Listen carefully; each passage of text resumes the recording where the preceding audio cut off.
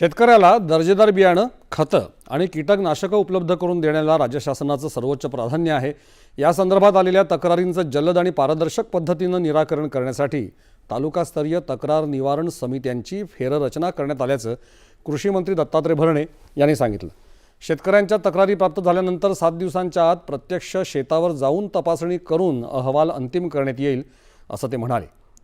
तालुका कृषी अधिकाऱ्यांच्या अध्यक्षतेखाली असलेल्या या समित्यांमध्ये कृषी विद्यापीठ, कृषी संशोधन केंद्र, महाबीज संबंधित कृषी अधिकारी यांचा समावेश करण्यात आला आहे। यामुळे तांत्रिकदृष्ट्या सक्षम आणि वस्तुनिष्ठ तपासणी होऊन शेतकऱ्यांना न्याय मिळण्यासाठी मदत होईल असं भरणे म्हणाले।